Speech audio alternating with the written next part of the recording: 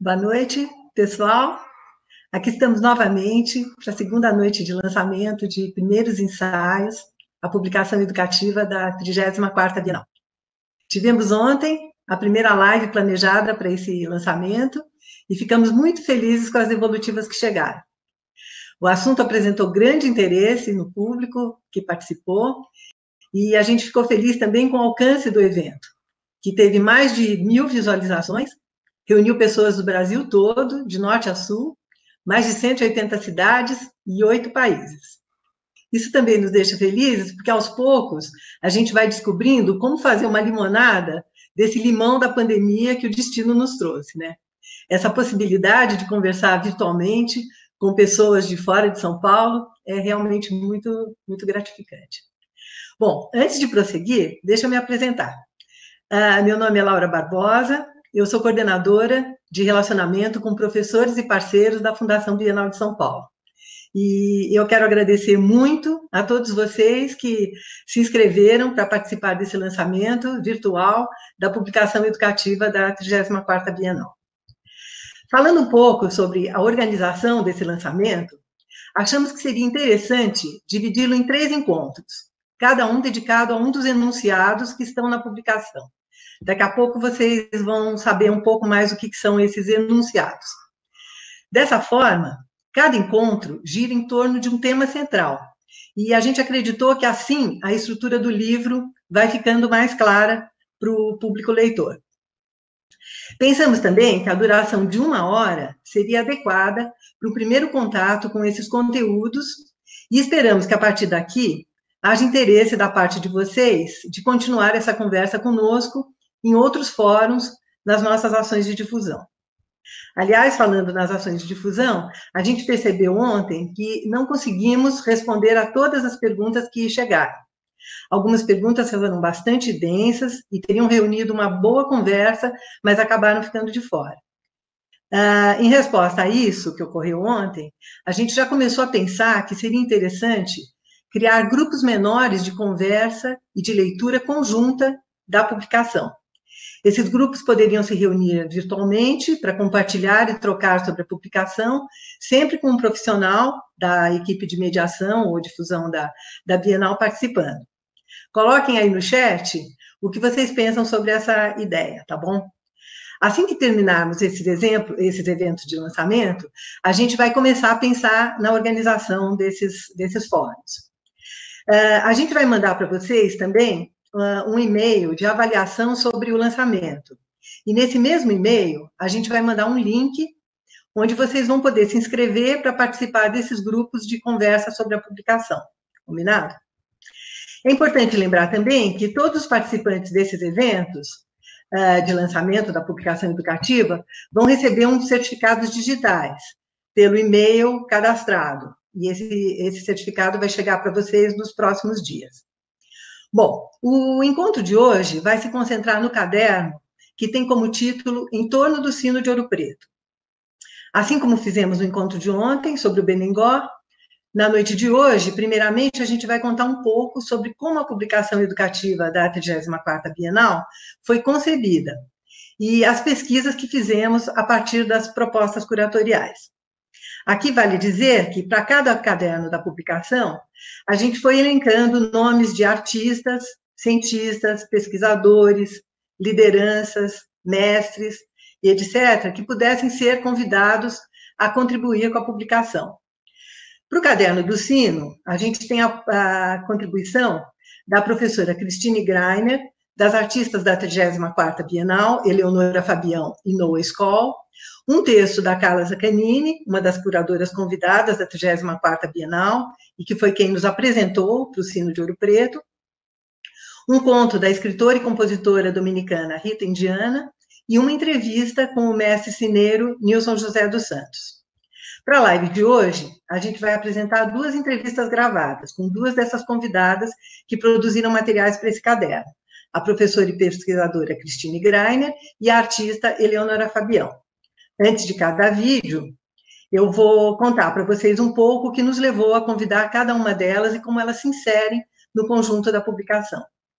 Após as 2 entrevistas, a gente vai abrir as perguntas para o público. É bom lembrar que, devido a esse contexto de pandemia, as gravações foram feitas em condições bem improvisadas, com os equipamentos que cada convidado tinha à sua disposição, e a qualidade técnica das imagens e das gravações não está tão boa quanto a gente gostaria. Sobre as perguntas que foram enviadas, a gente tem aqui uma equipe nos bastidores, trabalhando especialmente na organização e agrupamento das perguntas e comentários que chegarem através do chat, de forma que a gente consiga responder a todas elas. Recomendo que vocês partilhem as perguntas que forem surgindo conforme os assuntos forem apresentados. Não esperem até o final do encontro para começar a enviá-las, porque aí a gente pode ser que não dê tempo para essa equipe que está organizando esse conteúdo fazer a organização, a compilação delas e encaminhar para quem vai responder. Eu gostaria de apresentar agora as pessoas que estão aqui conosco essa noite, me ajudando nessa apresentação. Em primeiro lugar, a Dora Silveira Correia, que é superintendente de projetos na Fundação Bienal de São Paulo. Temos também a Elaine Fontana, que é coordenadora de mediação. E também a Anita Limuja, assessora de mediação. Todas nós vamos estar aqui no final do encontro para responder as perguntas que chegarem. Eu aproveito agora para agradecer também a toda a equipe que está aqui ajudando a produzir esse encontro. Carol Carrion, na moderação do chat, a Simone de Lira e o Danilo Pera na produção, o Roberto Pires, da interrogação digital na infraestrutura tecnológica, e a Carol Fomin e a Vânia Santiago como intérpretes de Libras.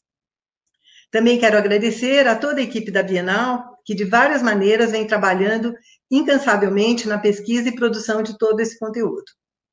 Bom, voltando então ao conteúdo de hoje, o sino de Ouro Preto, assim como o meteorito do Bendegó, que foi apresentado ontem, esses dois elementos são chamados de enunciados dentro da proposta curatorial. E como vocês vão ver no vídeo de apresentação daqui a pouco, esses enunciados são objetos carregados de histórias e simbologias em torno dos quais as obras da 34ª Bienal serão dispostas espacialmente no pavilhão, e eles vão servir assim como uma espécie de diapasão para afinação dessas obras. Bom, vamos então para o vídeo de apresentação de como que a publicação foi concebida, e aí vocês vão entender melhor sobre os enunciados e esses outros elementos. Primeiros ensaios, publicação educativa da 34ª Bienal, começou a ser construída há cerca de um ano, quando muitas das ideias e projetos para a mostra estavam tomando forma.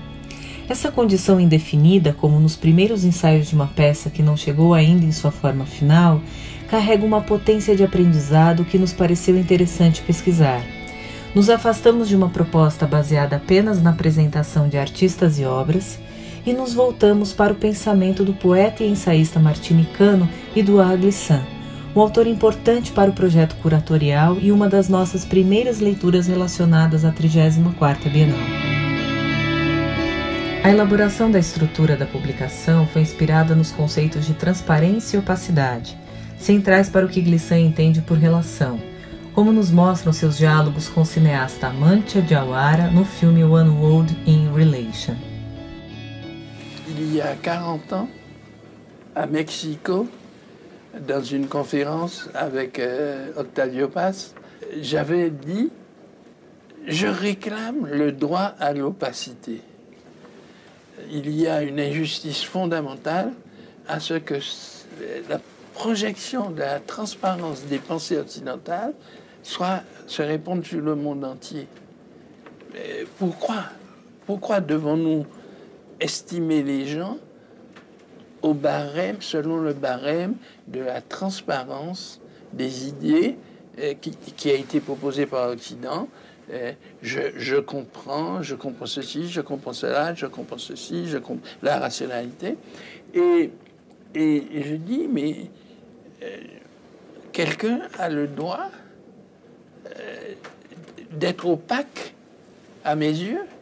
Ça ne va pas m'empêcher de l'aimer, de travailler avec la personne, de la fréquenter, etc. Et Le raciste, c'est celui qui refuse ce qu'il ne comprend pas. Je peux accepter ce que je ne comprends pas. Et l'opacité, c'est un droit que nous devons avoir. Et toute la salle a dit, mais qu'est-ce que c'est que cette barbarie? Alors, on ne comprend plus. Il faut comprendre. Si on ne comprend pas, qu'est-ce que c'est, etc., etc.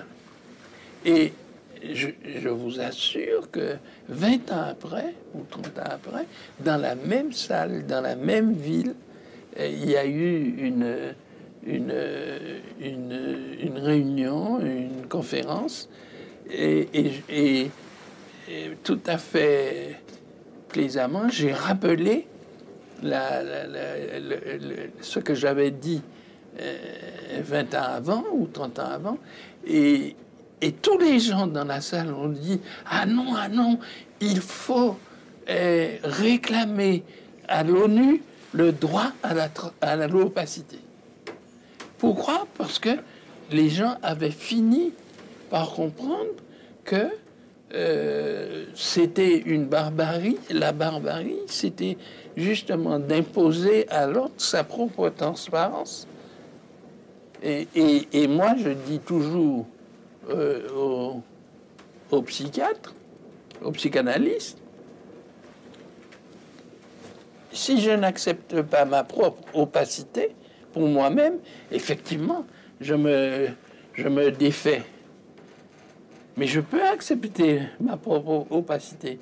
Dire, je sais pas pourquoi, je déteste cette personne, ou j'aime cette personne, mais je l'aime. Je sais pas pourquoi.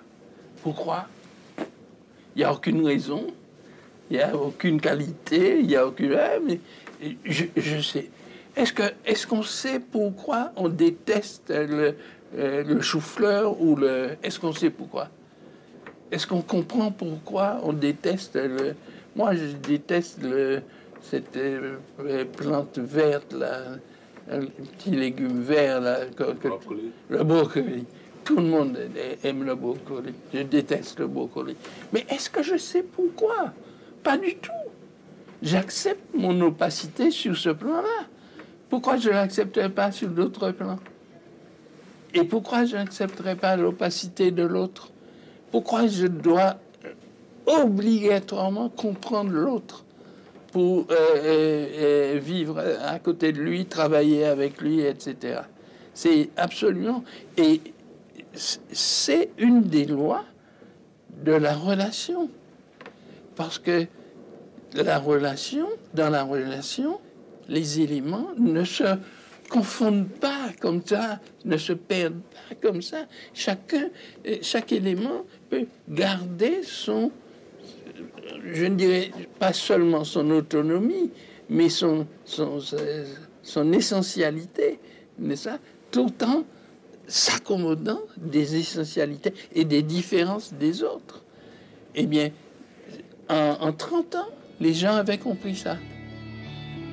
Primeiros Ensaios aposta na coexistência de opacidades como uma estrutura potente para a construção de relações de aprendizagem com a 34ª Bienal. Acreditamos que participar de uma relação em que se busca a transparência, sem deixar de se reconhecer as opacidades, é um ato educativo. Glissant também relaciona transparência e opacidade aos processos de aprendizagem e de tradução. A aprendizagem e a tradução têm isso em comum. Tentam devolver a transparência ao texto. Elas se esforçam por lançar uma ponte entre dois tipos de opacidades. A de um texto que se confronta com um leitor iniciante, porque em todo o texto é considerado difícil, é o caso da aprendizagem, e a de um texto que se arrisca no possível de um outro texto, é o caso da tradução. Quando decidimos que essa publicação deveria dar visibilidade ao que estávamos vivenciando, nos arriscamos em uma possibilidade parecida: lançar uma ponte que pudesse traduzir, não a 34ª Bienal, mas algo de sua estrutura conceitual. Buscamos dar transparência às nossas intenções, mas conscientes de que a opacidade vai sempre existir, pois é algo intrínseco e importante a qualquer relação. A publicação também dialoga com uma estratégia utilizada pela curadoria. As obras da 34ª serão dispostas espacialmente em torno de objetos carregados de história e simbologias. Esses objetos são chamados enunciados. Para criar um idioma comum, sabíamos que não poderíamos prosseguir abstratamente, a partir de um título ou um tema que indicasse o rumo, porque acabaríamos assim impedindo os desvios que tanta falta nos fazem. Começamos então falando em artistas e obras. Na busca por uma linguagem para delinear os campos de força que imaginamos serão criados pelo encontro dessas obras, propomos como enunciados alguns objetos com histórias. Esses enunciados pontuam a exposição, sugerem o tom no qual podem vibrar as obras ao seu redor, aglutinando e tornando tangíveis as preocupações e as reflexões da curadoria. Funcionam, nesse sentido, como um diapasão que ajuda a afinar um instrumento musical ou a começar um canto. Partimos então de 3 enunciados: o meteorito do Bendegó, o sino de Ouro Preto e um conjunto de retratos do jornalista e abolicionista estadunidense Frederick Douglass. As relações que criamos ao pesquisar e conhecer as histórias de cada um deles nos levaram a convidar artistas, cientistas, mestres e lideranças a compartilharem seus saberes, conhecimentos e pesquisas na forma de textos, entrevistas ou obras de arte. Os resultados desses convites apresentam uma diversidade de vozes, unidas aqui pela potência simbólica e relacional exercida pelos enunciados, e formam um conjunto de ensaios não sobre, mas da 34ª Bienal. Além das colaborações dos autores e artistas convidados, primeiros ensaios também apresentam um conjunto do que chamamos de ensaios práticos. Inspirados em jogos e exercícios teatrais, os ensaios práticos convidam ao envolvimento do corpo e foram pensados como mais uma forma de relação com cada um dos enunciados. Primeiros ensaios se estruturam em torno das relações que construímos com os enunciados da 34ª Bienal, ampliadas pela colaboração de diferentes agentes, formando um conjunto de diversos. Esses nossos primeiros ensaios são compreendidos como movimentos que não antecipam, não definem nem encerram, mas ensaiam a 34ª Bienal. Eles são uma trama inacabada de relações que se abre agora para aquelas que cada leitor vai tecer.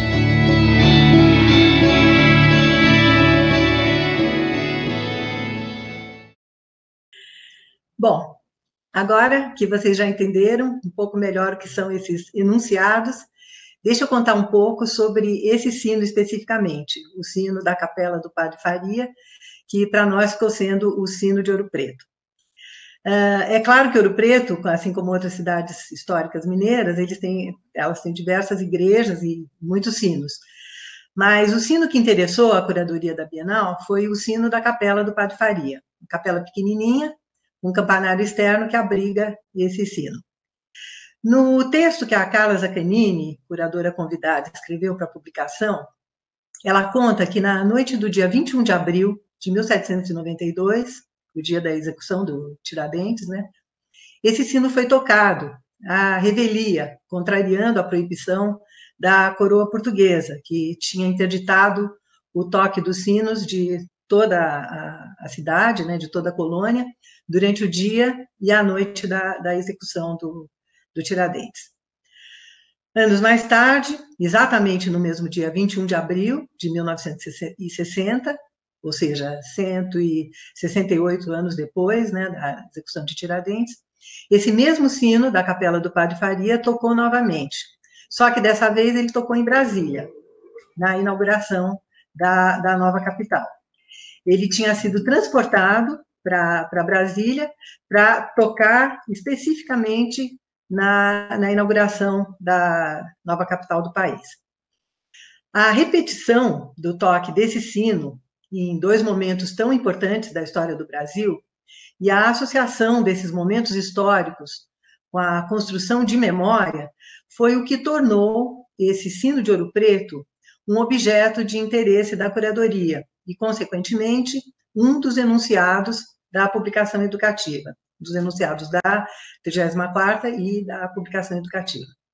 Essas 2 palavras, então, repetição e memória, tornaram-se para nós palavras-chave dentro da pesquisa que iniciamos sobre esse objeto histórico.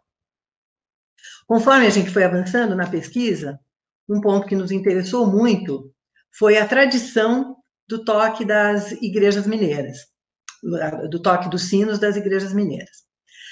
Que a gente aprendeu depois que esse toque dos sinos nas igrejas mineiras é diferente do toque dos sinos das igrejas europeias, de onde chegaram os primeiros sinos no Brasil e a tradição sineira, né? Tivemos a oportunidade de fazer um contato com Nilson José dos Santos. Ele é um mestre sineiro na igreja São Francisco de Assis, em São João del Rei, e desse contato temos a entrevista na publicação que chama a entrevista Os Sinos Conversam Entre Si, e está entre as páginas 141 e 151 da publicação. É uma entrevista muito, muito interessante. Nessa entrevista, o mestre Nilson nos conta, entre muitas coisas interessantes, né, que o saber da arte sineira é passado das gerações mais velhas para as mais novas, oralmente e por observação. Os meninos mais novos, que começam a se interessar pelo toque dos sinos, começam a acompanhar o trabalho do sineiro dentro das torres, e assim eles vão aprendendo. Outra coisa interessante que a gente aprendeu com ele é a presença da percussão africana no toque dos sinos mineiros. E ele também, um outro ponto bem interessante da entrevista dele, é que ele enfatiza que é importante a gente gostar do que faz, quando ele estava falando sobre essa transmissão do saber do toque para as novas gerações, que uma das coisas que ele identifica é aquele menino, aquele jovem que gosta do que faz, que gosta de tocar o sino. E esse toque, né, usando a mesma palavra dele, né, fez a gente pensar bastante, né, gostar do que faz. Acho que a gente pode levar esse pensamento aí para a nossa vida, né? A gente gosta do que faz. A gente achou isso bem interessante. Foi ficando claro para nós também a importância do corpo do sineiro ao tocar os sinos. A ginga necessária que ele tem que ter, que ele tem que ir desenvolvendo, para escapar de ser atingido pelo sino, quando ele empurra o sino para frente e o sino volta na direção dele. Ele tem que ter uma ginga de corpo para escapar de não ser atingido por esse sino, né? E tudo que essa aprendizagem envolve de um saber corporal, não discursivo, relacionando o corpo e o conhecimento, que é um assunto que a gente vai desenvolver daqui a pouco. Eu sugiro a vocês que vocês procurem o documentário Sinoâncias no site sinoâncias.com.br e também o documentário O Toque dos Sinos em Minas Gerais. Esse é no YouTube, foi produzido pelo IFAM. Esses dois documentários nos inspiraram muito nas nossas pesquisas e mostram bem esses aspectos que eu estou falando sobre o corpo e a ginga do corpo do sineiro ao tocar os sinos, e eles nos encantaram muito durante o período da pesquisa. Olha, aqui eu vou fazer novamente um lembrete para que vocês vão colocando as suas perguntas e comentários no chat durante essa apresentação e não deixem para o final, para dar tempo da nossa equipe agrupá-las e encaminhá-las para quem vai responder, tá bom? Bom, como eu comentei há pouco, a abordagem que escolhemos para trabalhar em torno do enunciado do sino passa pelas ideias de repetição e memória. E nessa altura, a gente já também estava decidido a trazer o viés do corpo para essa abordagem. Daí, para a gente chegar no nome da Christine Greiner e convidá-la para escrever um dos textos do caderno, foi bastante natural. A Christine Greiner é uma professora vinculada ao curso de Artes do Corpo e também à pós-graduação em Comunicação e Semiótica da PUC de São Paulo. A gente pediu que a professora Christine Greiner discorresse sobre como se dão os processos de conhecimento e saberes pelo corpo. Ou seja, que ela falasse sobre conhecimento como uma coisa que não é separada do corpo, compartimentada somente no cérebro.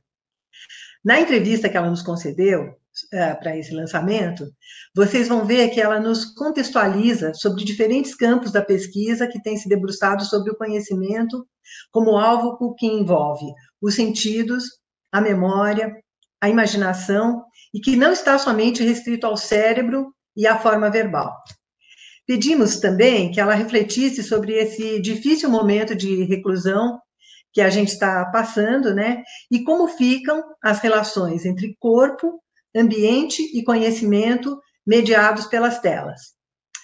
Eu aproveito aqui para agradecer a disponibilidade e boa vontade da professora Christine Greiner em nos atender em todos esses convites.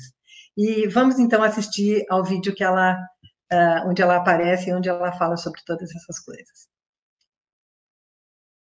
Meu nome é Christine Greiner, eu sou professora da PUC de São Paulo.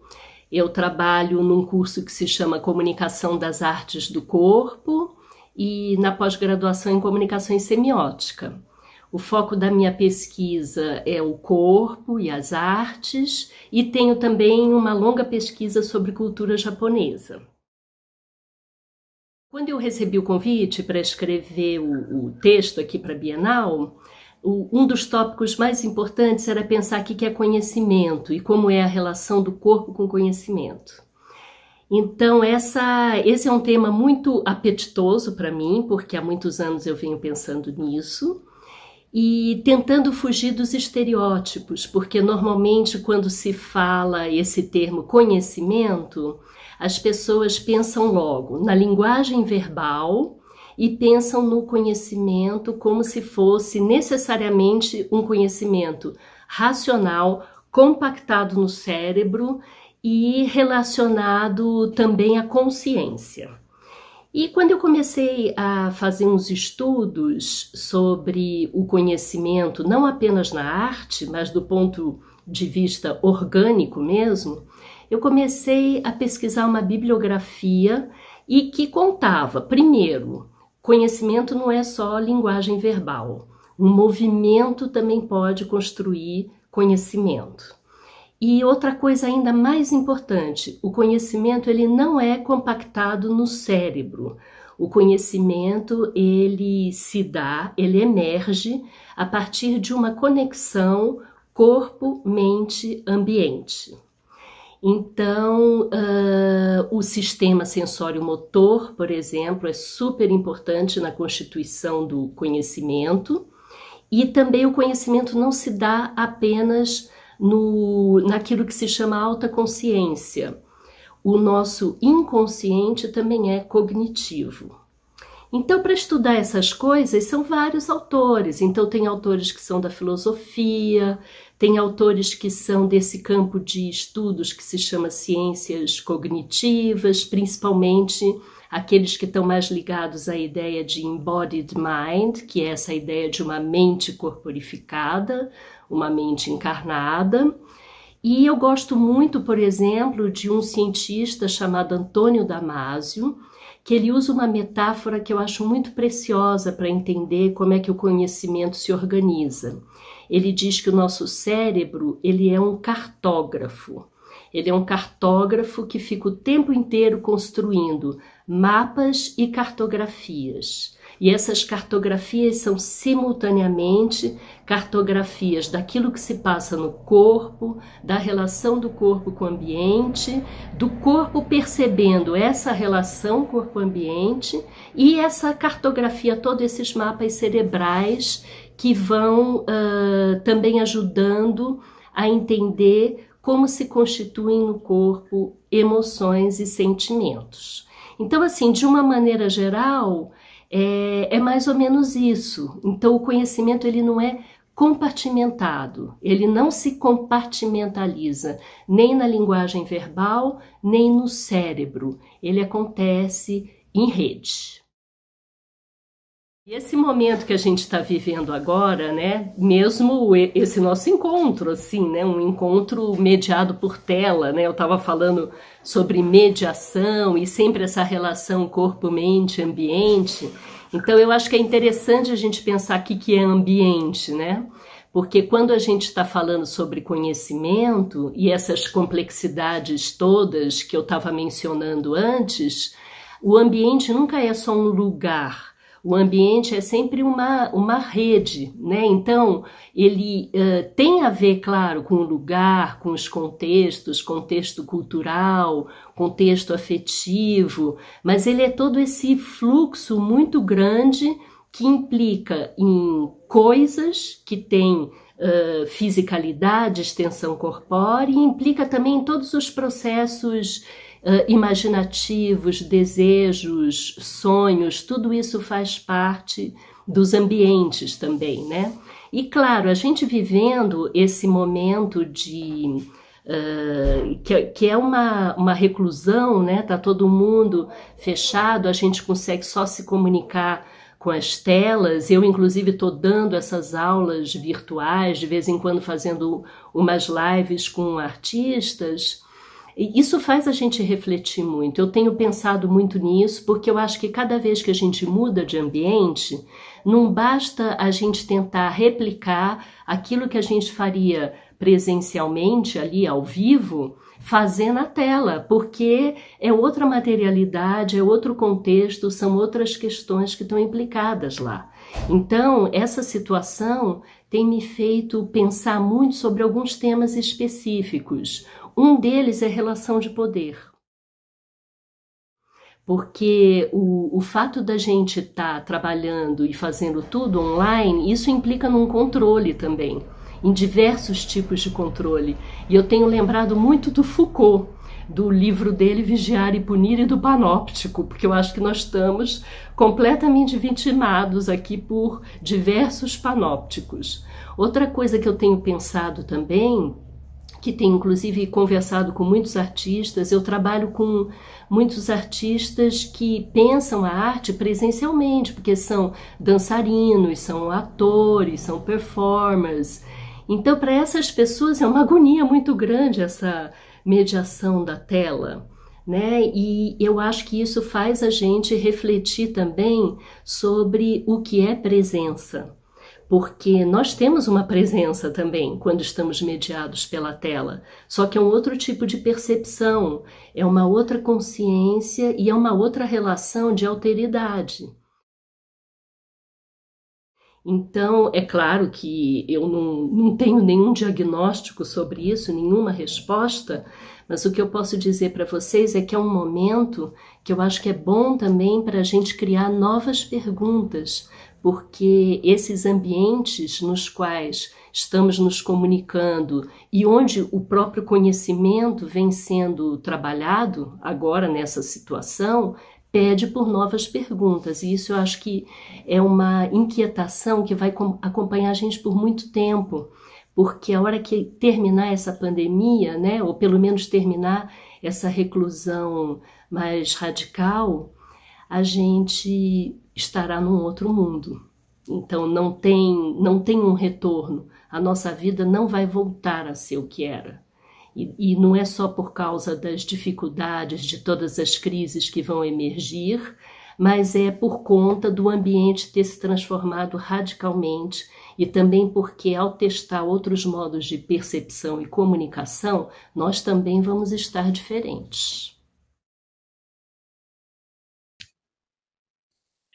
Bom, aqui deixa eu até, antes de prosseguir, fazer uma pequena explicação de que as imagens que aparecem na cobertura do que a Cristine está falando não tem nada necessariamente a ver com o que ela está falando, não são as ilustrações da fala dela, mas são obras da artista Noa Skoll, que também é uma artista que vai estar na 34ª Bienal, e que, como ela faz parte do Caderno do Sino, a gente inseriu, ela é uma artista do corpo, da dança e tudo, e a gente foi colocando as imagens para aparecer também, vocês tomarem conhecimento com essa obra da Noa Skoll, tá? Bom, voltando então à fala da Cristine, acho importante destacar, né, que o ambiente por meio do qual passamos a construir conhecimento quando a gente está em reclusão é a rede, né? Isso é uma coisa importante que ela fala. E mediados pelas telas, né, a gente está diante de uma outra presença, de uma outra materialidade que exige de nós não apenas replicar o modo como a gente sabia fazer as coisas antes, né, criava e se comunicava e tudo, mas, de fato, inventar um outro tipo de funcionamento. E é o que todos nós, né, a humanidade está envolvida agora em aprender. Outro ponto que é importante de destacar na fala dela é que ela fala o quanto as redes são atravessadas por relações de poder e por vigilância, né?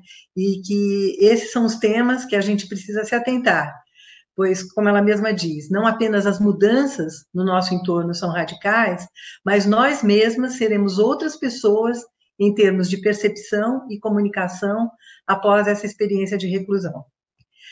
No texto que a Cristina escreveu para a publicação, ela enfatiza que no processo de conhecimento, a gente precisa se abrir para o outro. Qualquer experiência que a gente tenha, né, ler um livro, assistir uma coreografia, conversar com alguém, a gente precisa se abrir para essas experiências e não apenas buscar nelas a confirmação daquilo que a gente já sabe. Quando a gente se contenta em só confirmar o que a gente já sabe, em qualquer experiência que a gente vai tendo, a gente, na verdade, não está conhecendo nada, né? Eu quero agradecer novamente à professora Cristine Greiner pela generosidade de contribuir com a publicação e com esse lançamento. E passando agora para o próximo vídeo, vale ressaltar que a nossa publicação conta com a presença de vários artistas, né, que foram convidados para contribuir, pensando na finalidade de uma publicação educativa como uma plataforma específica. E aqui, então, é importante destacar que muitas vezes a gente aprende ou ensina sobre arte por meio de reproduções de obras de arte. E os materiais educativos das exposições em geral, eles apresentam reproduções dos trabalhos que serão encontrados presencialmente na exposição. No caso da publicação da 34ª Bienal, a proposta é reduzir essa distância, convidando os artistas a dialogar conosco, ocupando a publicação como uma plataforma e tendo os leitores, vocês, né, como interlocutores. Então, retomando o que foi falado anteriormente, no caderno do Sino de Ouro Preto, 2 artistas foram escolhidas.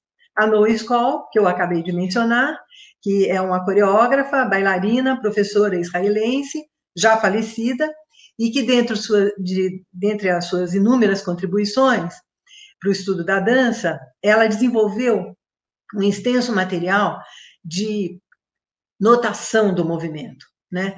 Ela se inspirou na notação musical, né, nas partituras musicais, e desenvolveu um material de notação do movimento, que ajuda bastante coreógrafos e artistas do corpo e da dança pelo mundo até hoje, né?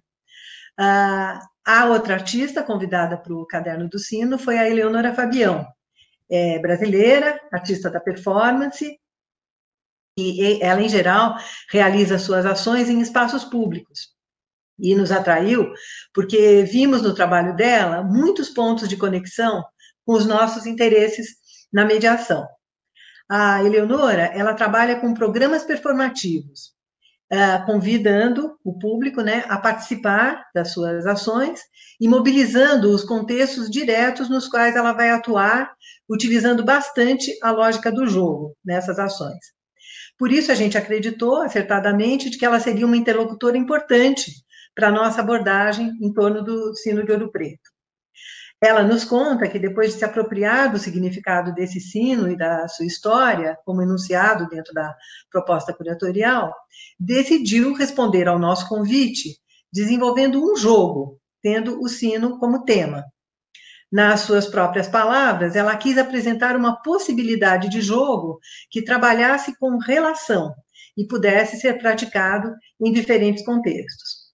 Além, então, de ser um trabalho artístico, esse jogo que ela nos propõe articula um tipo de disposição, de imaginação, de dinâmica entre aqueles que se dispõem a participar e que deixa bastante explícito o que a gente falava sobre conhecimento como um processo que não é só verbal ou estritamente racional. Para a entrevista em vídeo, a gente pediu para a Eleonora contar um pouco sobre as circunstâncias em que esse jogo foi pensado, sobre como ele funciona e para refletir também sobre o que está em jogo nessa proposta. Vamos ao vídeo, então. Meu nome é Eleonora Fabião. Eu sou performer, artista da performance, né? E sou teórica da performance também. Sou professora na Universidade Federal do Rio de Janeiro e agradeço imensamente o convite para estar aqui, para estar falando sobre essa que foi a minha resposta a esse convite, a esse chamado, né? Para a publicação do Educativo da Bienal. É um enorme prazer participar da feitura desse projeto, né, e de estar aqui agora também. Então, muito obrigada.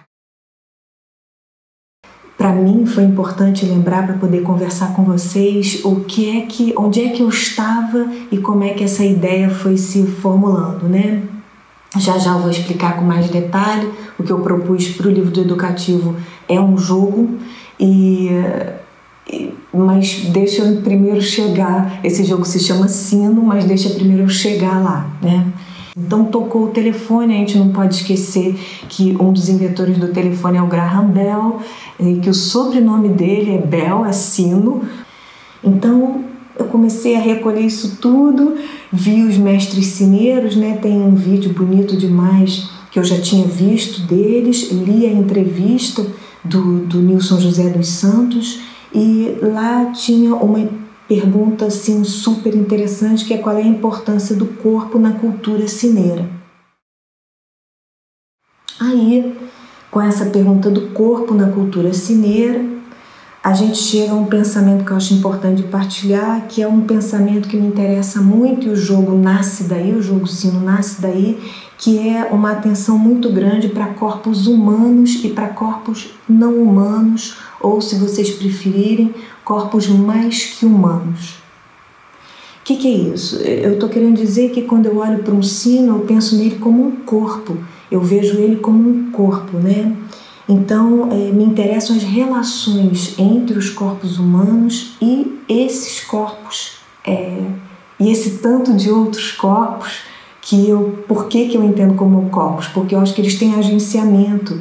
Claro que são agenciamentos completamente diferentes dos agenciamentos dos corpos humanos, mas se a gente baixa um pouco o fervor antropocêntrico, o que a gente encontra mesmo é uma diversidade de corpos e de modos de agenciamento, velocidades e relações acontecendo o tempo inteiro entre corpos. Então eu entendo o sino como corpo e acho que esse jogo não é apenas um corpo, mas está propondo o tempo inteiro fazeção de corpos, tá? O sino é composto por 27 cartas divididas em 5 tipos. Vocês vão ver o índice de literalidade da coisa, é literal. A gente tem 15 cartas cúpula. Por que são cartas cúpula? Porque é a massa mais maçuda do sino. Então o volume de cartas é maior de cartas cúpula. Depois a gente tem cartas badalo, são 5.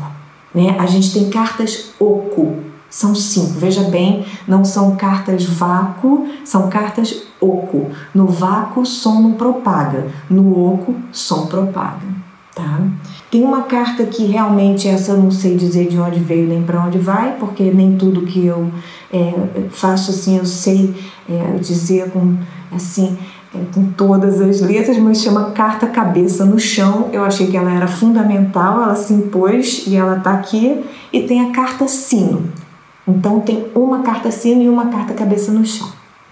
Essa é a estrutura do jogo. Como é que funciona? Estão lá as 27 cartas, quem joga, o coletivo que joga pode espalhar essas cartas ou pode fazer uma pilhazinha, como quiser, mas fato é que nem que a carta é aberta, ela começa a propor uma atividade. Quem puxa é a pessoa que está responsável pelo encaminhamento daquela ativação.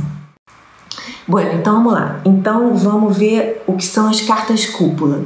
As cartas cúpula que são 15. Então, para essas cartas a gente ativa de 3 maneiras os 5 sentidos. Como é que é isso? Quais são essas maneiras que eu elegi como sendo maneiras importantíssimas para pensar os nossos corpos, as nossas psicofisicalidades? Acho que tem 3 componentes que são importantíssimos para a gente pensar corpo, fazer corpo e vibrar.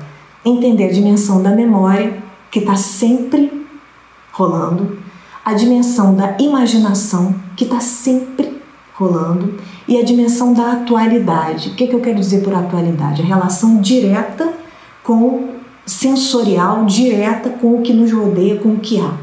Então, assim como eu estou propondo, o corpo está o tempo inteiro trançando essas 3 referências, né? Porque a memória, ela vem cheia de imaginação, a imaginação ela vem cheia de memória e ela está sempre informada pela atualidade. Então, uma trança dessas 3 referências, e o que eu vou estar propondo nessas cartas cúpula é que elas sejam trabalhadas a partir dos 5 sentidos. Então, olfato, paladar, tato, audição e visão. Então, o que acontece é que você, conversando com as pessoas, é transportada para sensações e pensamentos e possibilidades mesmo de entendimento do imaginário daquela pessoa, das memórias daquela pessoa e de como ela percebe a atualidade, né? Porque cada uma de nós percebe de uma maneira diferente, não tenha dúvida nenhuma a respeito disso. Aí eu quero dizer para vocês que cada carta dessas tem uma vozinha atrás que fica falando comigo. Nesse caso, a voz é do Walter Benjamin e ele diz assim, né? Ele trabalha o tempo inteiro com a ideia de um narrador. O que seria uma narradora? Né? É a valorização da habilidade, da capacidade, da disponibilidade para narrar, para transmitir experiência através da palavra. E eu acho isso importantíssimo quando a gente está em comunidade, essa possibilidade de transferência por meio das narrações das experiências vividas. Então, por trás dessa carta tem um chamamento para que essa seja uma comunidade, um grupo de narradoras e narradores, tá? E aí eu não posso deixar de citar também a Hannah Arendt, tem uma outra frasezinha que é chave aqui, que fica no meu ouvido enquanto eu estou pensando essas cartas, que é, olha só o que ela falou, toda dor pode ser suportada se sobre ela puder ser contada uma história. Pensar de novo no nosso Brasil, né? Pensar na vida que a gente está vivendo, pensar no que a gente está passando nesse exato momento de quarentena e a importância da narração para uma comunidade, né, que quer mesmo ser solidária, a trabalhar em suporte mútuo e passar de um estado para outro estado por meio da ação narrativa. Tá? Então, uma comunidade de narradoras e narradores é o que essa carta propõe. Depois vamos ter a carta Badalo. E quem tirou a carta, quem abrir essa carta, vai propor uma experiência sensorial que possa ser levada a cabo por todas e todos que estiverem presentes naquele momento, inclusive a pessoa. Então, se ela puxou uma carta que diz, por exemplo, propor uma vivência de ordem auditiva para aquele coletivo, a pessoa naquele momento vai proporcionar para aquele coletivo uma experiência dessa ordem.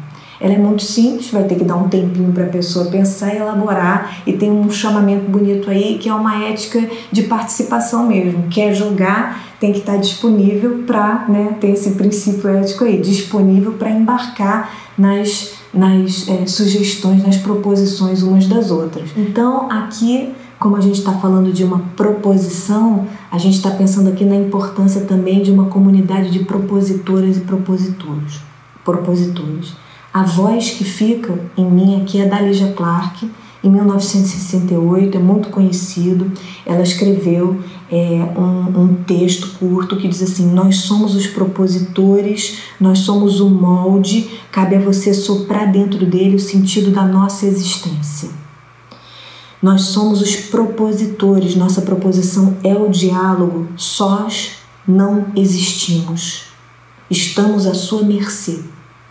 Nós somos os propositores, enterramos a obra de arte como tal e chamamos você para que o pensamento viva através da sua ação, para que o pensamento viva através da sua ação. E, finalmente, nós somos os propositores, não lhe propomos nem o passado nem o futuro, mas o agora. Depois disso, a gente tem as cartas Oco. A carta Oco é uma carta, e assim, elas são ocas, elas não tem nenhuma sugestão, elas são espécies de buracos mesmo, e cabe a quem joga definir de antemão. Vai começar o jogo, vamos definir de antemão o que vai acontecer, o que a gente vai fazer quando aparecer uma carta oco. A gente pré-determina. Aí você pode decidir o que você quiser com o seu coletivo. Eu só não queria que fosse o tempo inteiro quem propõe o jogo dizendo, faz isso, faz aquilo outro. Tem um momento em que é o coletivo que vai decidir. Quando aparecer isso aqui, a gente quer e vai fazer X. Daí vem finalmente a carta cabeça no chão. Aqui a carta convoca que todo mundo leve a cabeça para o chão, literalmente. Massageie por algum tempo essa cabeça no chão, todo mundo junto. Em dança, quando a gente pensa em dança, são pouquíssimas as danças que levam a cabeça ao chão. A capoeira leva, o hip hop leva, o break leva, mas assim, é raro a gente entrar nessa inversão mesmo, né? Então, inverter. A ideia é inverter, e para isso acho que a gente precisa de um espírito de viajantes mesmo, quando esse coletivo entende aí uma dimensão de viajante, de entrar em algum lugar juntos, um lugar outro mesmo, uma outra coisa, uma inversão. E por fim, a última carta é uma carta que se chama carta sino, é uma carta para o coletivo. Quem abre simplesmente vai estar auxiliando ali o coletivo a criar um sino junto, de que material, para ser usado em que circunstâncias, por quem, significa o que para essas pessoas. Então, assim, realmente é a possibilidade de extrapolar um pouco as memórias que se tem. Então, vamos ver o que o coletivo vai gerar. É isso, essas são as 27 cartas, esse jogo badala, como vocês podem ver, entre o figurativo e o abstrato, entre o ato e a linguagem, entre o ato de fala e o ato de escuta, entre o descritivo e o performativo, entre a literalidade e a metáfora, o símbolo, a alegoria, o imaginário. Ele fica badalando. Mas por fim, o que eu acho que é importante mesmo é a criação de modos de sociabilidade, de encontro, de relação, e aqui no caso mesmo da publicação da Bienal, do Educativo, um pensamento sobre jogos colaborativos. Eu não vejo a hora de convidar a Eleonora Fabião para jogar o sino com a gente. Acho que ia ser muito bom. Bom, foi muito bom ouvir tudo isso que ela fala nessa entrevista.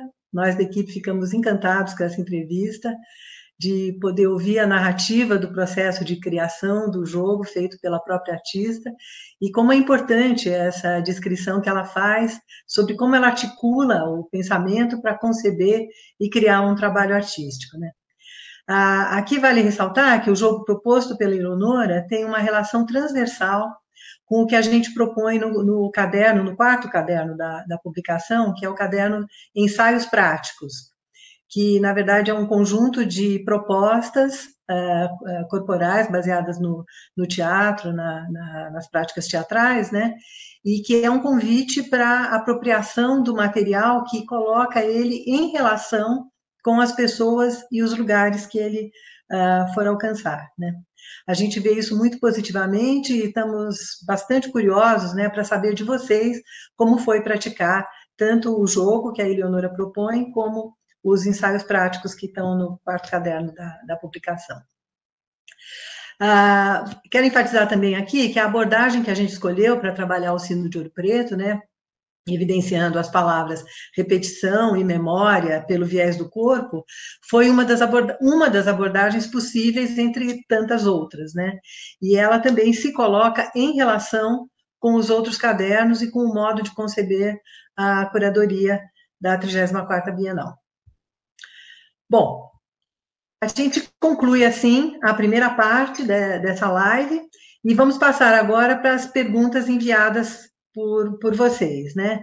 Convido todos a permanecer conosco aqui e vou chamar a Dora Silveira Correia, a Elaine Fontana e a Anitta Limuja para continuarem comigo aqui, né? Alguma de vocês tem a pergunta? Laura, eu tenho uma pergunta que chegou para mim, Certo. que eu posso responder. Ótimo. É uma pergunta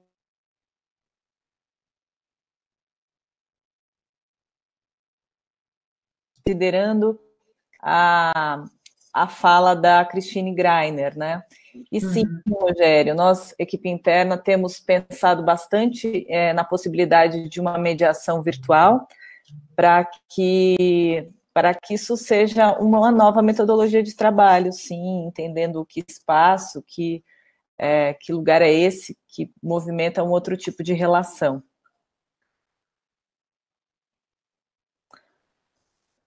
Chegou para você, Laura? Acabou de chegar, as perguntas todas, acabou de chegar.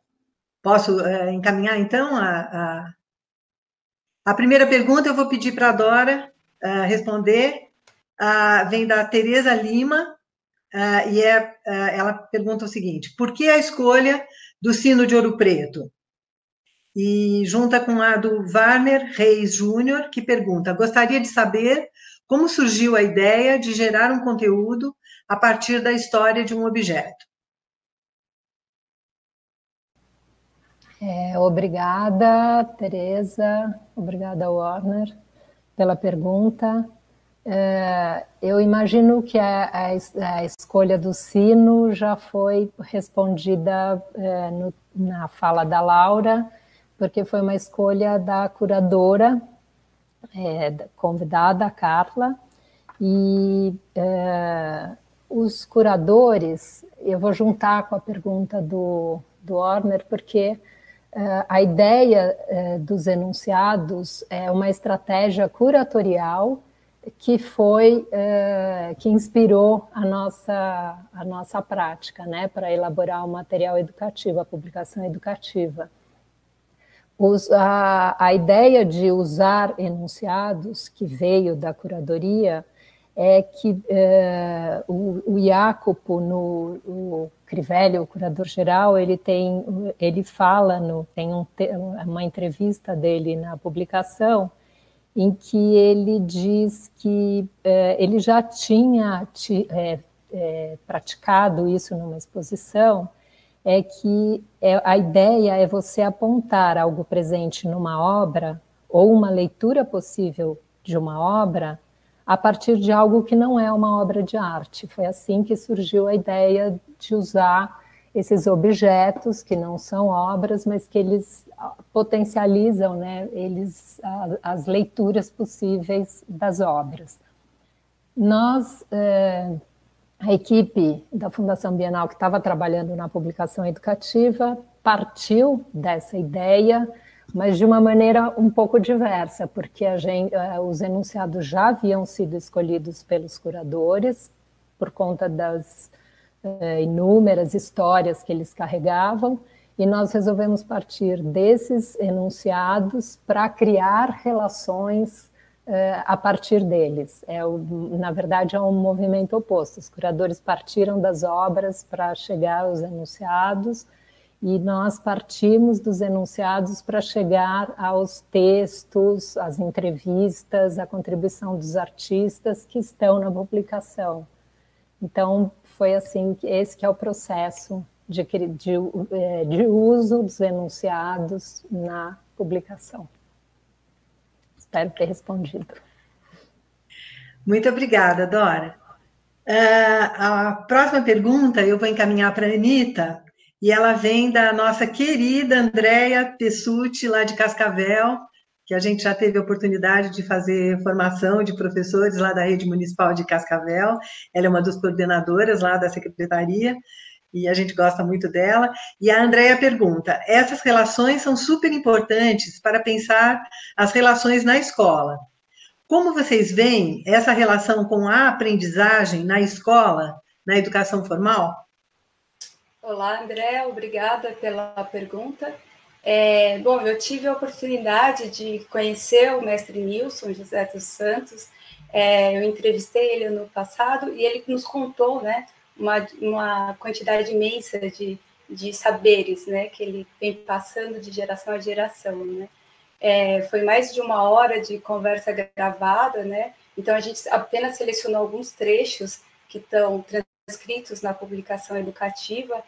Quem tiver interesse de ouvir na íntegra essa entrevista, pode acessar o site da 34 Bienal, lá está o áudio completo, né?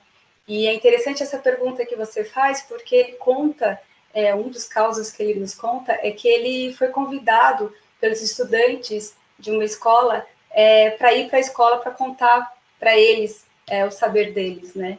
O saber que ele tem, assim, né? Então, e aí ele conta, é muito interessante que ele conta que ele nunca imaginava entrar numa sala de aula, né? E ser alguém que fosse liderar a aula, né? E isso aconteceu e ele estava nervoso, ele disse que estava nervoso com a situação, mas que depois ele foi sendo acolhido pelos estudantes, e aí ele foi conversando e ele foi se sentindo muito confortável nesse espaço, né? Eu acho que a sua pergunta, ela remete para esse aspecto, assim, né? Educação formal, ela também olhar para esses mestres, né? E essas mestras que são guardiões de saberes e que muitas vezes não estão esses saberes em livros catalogados ou sistematizados em algum lugar, né? Então, esses mestres são esses guardiões que vêm passando de geração a geração a memória coletiva, né? E o contato dos estudantes com o mestre foi muito importante, assim, né? E esse mestre, justamente como a Laura tem enfatizado, né? Esse mestre que ele tem os saberes, né? De uma maneira não compartimentada, assim, né? Como às vezes o conhecimento ocidental, por exemplo, né? Ou que a Christine Greiner fala, né? Da diferença, né? Da separação entre a mente e o corpo, né? O mestre Nilson, ele quando ele toca os sinos, né, ele usa o corpo inteiro, né? Não só o corpo, mas ele está totalmente embebido nessa experiência, né? Ele toca e ele é tocado, ele diz, né? O sino. Então, eu acho que é uma das pistas que nos faz pensar, né? Também como a educação formal, ela também se alimenta da educação não formal e da educação informal, né? E aí é isso, a gente tem muito que aprender com esses mestres e essas mestras, né? Muito obrigada, Anita. Vou encaminhar a próxima pergunta para a Elaine também. É a do Rogério Luiz Pereira, também nosso querido Rogério. Sobre a fala da Christine Greiner, gostaria de saber se a Bienal pensa, em caso de não haver possibilidade de visitas presenciais, fazer visitas virtuais com o educativo.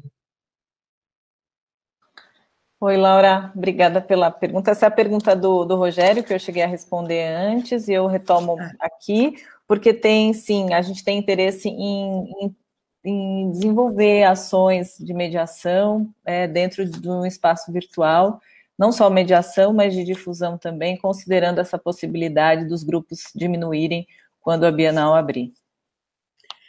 Tá bom, então, desculpa por eu ter repetido a pergunta, porque realmente naquela hora eu estava atrapalhada aqui tentando achar no WhatsApp. Então, a pergunta que eu dirijo a você novamente é como foram os entrelaçamentos e a participação dos artistas na produção do material didático? Sim. A pergunta vem da Carolina Romano de Andrade. Obrigada pela pergunta, Carolina. É o seguinte, a gente fez um convite aos artistas, 2 artistas por caderno. Como a Laura mencionou, no caso do Caderno do Sino, a Noa é a única artista falecida. Mas qual foi a nossa intenção aí? Conversando com a curadoria, inclusive, para localizar esses artistas. É uma artista, a Noa, no caso, é uma artista que contribuiria pelo seu trabalho com as notações. E essa notação, ela gera uma espécie de linguagem que pode ajudar um professor, uma pessoa que se interessa pela publicação educativa, a gerar um aprendizado, relacionamento com o corpo de um modo diferente daquele que está vinculado à oralidade ou algum texto teórico. É uma outra forma de relação com o trabalho educativo na publicação, no caso da Noa. No caso da Eleonora Fabião, é também o pedido que foi feito para a Eleonora é que ela produzisse algo especialmente para a publicação e especialmente para o Caderno do Sino. Como ela disse no vídeo, ela se debruça sobre a entrevista que foi feita com o mestre Nilson e dali ela vai desenvolvendo pesquisa para contribuir com a publicação. E nesse caso, a gente tem o jogo, que ajuda a gente num trabalho relacionado ao coletivo, à participação, ela estimula a participação e essa colaboração que é permitida quando a gente joga esse jogo do sino. Então, são formas de linguagem, metodologias que são assimiladas num trabalho educativo como esse, além dos outros artistas que a gente tem também, né, que a gente conheceu ontem, e amanhã a gente vai conseguir falar sobre eles no lançamento sobre Frederic Douglass. Tá bom. Muito obrigada, Elaine. Eu vou encerrar por aqui as perguntas, porque eu já estou vendo que a gente já está avançando um pouco no tempo, né? Já passamos um pouquinho do tempo, e vou pedir só a atenção de vocês para uns avisos assim finais, antes da gente se despedir completamente, né?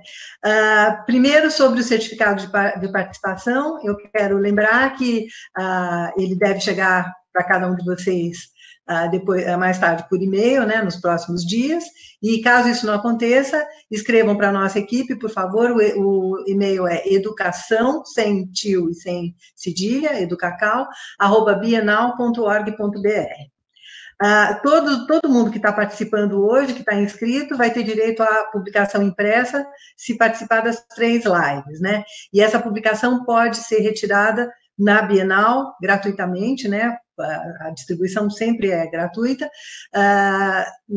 quando esse período de pandemia e de reclusão acabar, né? Eles estarão, os cadernos estarão lá, a publicação estará lá, esperando para ser retirada por vocês. No site da 34ª Bienal, que é 34.bienal.org.br, tem muitos conteúdos e informações sobre o projeto da 34ª Bienal. Se você clicar o menu do site e entrar na aba Educação, você vai encontrar várias informações sobre as ações de mediação e de difusão. E também é ali que você vai poder fazer o download da publicação educativa em PDF e explorar os conteúdos complementares também. Esses conteúdos complementares à publicação são entrevistas na íntegra, como a Anita mencionou há pouco, né? Links para os vídeos e outras referências que a gente achou interessante colocar ali, né? A publicação educativa, na sua última página, a página 208, ela tem um link para avaliação. E eu quero enfatizar aqui que essa avaliação é muito importante para nós, né? Porque é através delas que a gente se baseia para fazer as reformulações que se fazem necessárias nas nossas ações e nas publicações educativas. Então, eu realmente peço a vocês que, após lerem a publicação e praticarem a publicação e tudo, que vocês tirem um tempinho para nos mandar essa avaliação. A gente está planejando uma série de ações de difusão, que elas devem acontecer online, num primeiro momento, né, enquanto durar essa situação de quarentena, e depois presencialmente. E em breve a gente vai iniciar a divulgação dessas ações. Todos que estão participando hoje já estão no nosso mailing, né, para receberem os convites para essas ações. Além da publicação educativa e das ações de difusão que estão sendo planejadas, a 34ª Bienal também já iniciou seus programas públicos, em parceria com a Oficina Cultural Oswald de Andrade. Os vídeos dos encontros que já aconteceram estão disponíveis também na aba multimídia do site e nas redes sociais da Bienal. Na aba publicações do site, você encontra as cartas que os curadores têm escrito, compartilhando os caminhos da pesquisa de cada um deles, né? E, bom, para saber um pouco mais sobre tudo que está acontecendo e o que ainda vai acontecer, é só seguir a Bienal nas redes sociais, né? Instagram, YouTube, Twitter e no Facebook. Eu convido a todos vocês para o encontro de amanhã, que vai ser o último, às 19 horas, e que vai ser centrado no caderno, em torno dos retratos de Frederic Douglass, que é outro dos enunciados da 34ª Bienal. Ele vai contar com a participação gravada do jornalista Nabor Júnior e do artista Daniel de Paula. E eu ressalto que todos os 3 encontros, esses nossos 3 encontros aqui do lançamento, estarão disponíveis no site da 34ª Bienal, também na aba multimídia, para futuras consultas. Então é isso, eu agradeço aos meus colegas que contribuíram comigo aqui para responder as questões do público, aos esforços de toda a equipe envolvida na elaboração e produção da publicação e nesse lançamento, e novamente a todos vocês que nos assistiram, meu muito obrigada, e um grande abraço, e eu espero que em breve a gente possa se encontrar ao vivo. Boa noite.